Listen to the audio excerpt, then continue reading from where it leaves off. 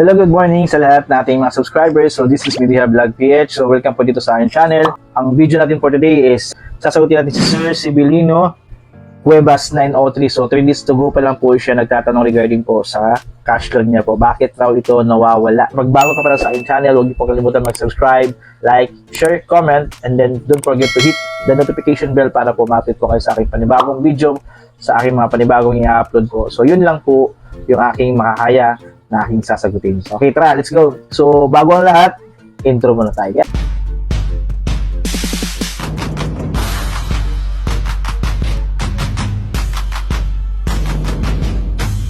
Okay, so yun po. Sasagutin natin sasagutin natin si Sir Sibilino ng kanyang gustong malaman kung bakit ito nawawala yung cash loan niya. So, ito po yun sa Sir.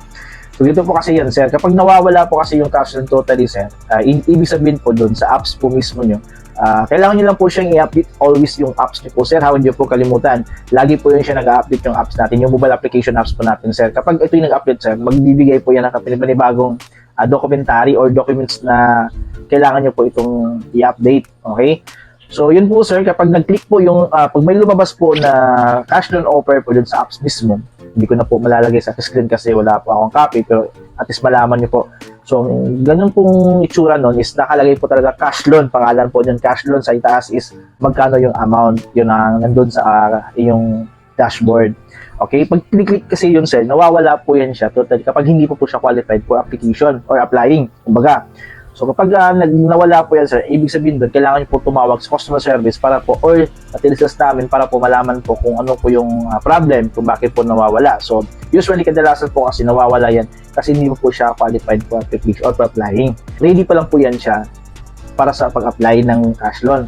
Kumbaga, naka-ready lang po yan siya, nakalagay lang po yan siya, kung hindi po siya qualified for application. Kapag nag-apply po kasi kayo ng cash loan, totally minsan pumupunta pa ng mga malls or nag-apply pa sa iba-ibang mga stores, yun po, minsan pwede naman po sa apps mismo yun nga lang, dapat alam nyo po, huwag kayong basta-basta mag-fill up lang, hindi nyo po alam, dapat basahin nyo po muna yung mga nakalagay dun sa mismong detalye dun sa mga application para po malaman at saka exact yung malagay nyo. Kasi pag nagkakamali kayo doon, automatically may ma-reject din doon. So yun po yun sa pinakamas worst po. So yun po, so nasagot ko naman po yung mga katanungan niyo po regarding sa cash loan. Yung iba hindi ko po nasasagot kasi pabalik-balik na lang po yung mga katanungan. So tingnan niyo po yung video na aking ina-upload po para po malaman niyo po, okay?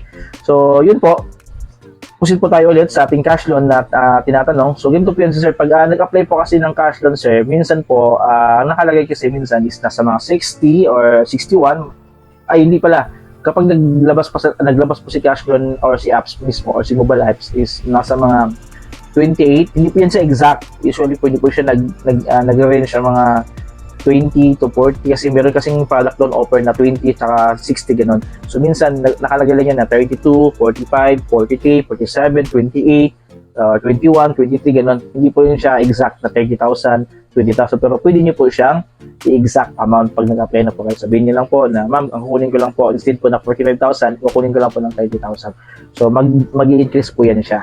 So, depende na po sa inyo, ma'am. So, usually sa mga interest po niya, nasa mga around of 3% to 2% lang po yung interest. So, lagi nyo lang po i-update yung apps nyo po. So, huwag nyo po kalimutan, every month or every 3 weeks po siya nag-update yung, usually, minsan po matagal.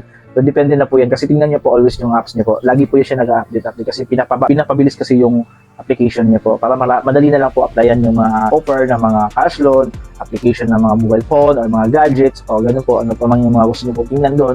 Marami pong mga iba't ibang klaseng features na meron po doon sa apps mismo. So, dapat niyo po itong i-scroll or i-explore po yung ating apps para po malaman po kung ano po yung mga meron po dito. So, ganoon pa man, Sir Sibilino, bakit po yan nawawala? Totally kasi hindi po siya applicable po sa ngayon na applyan niyo po yung cash loan. Pero, talaunan po is babalik niyan at ibibigay rin sa iyo yan. So, sa ngayon hindi po siya activate sa pag-apply po. So, ang inyong gagawin, tatawagan niyo po yung number na dun sa taas na nakalagay sa screen ko. Tawagan niyo po siya sa TM Globe na SIM network para po wala po kayong babayaran. Tawagan niyo lang po sa direct. I-type niyo lang po direct yung number na yan at automatically mapasok po kayo sa customer service. Okay? So, yun lang po muna, sir. Maraming salamat and peace out.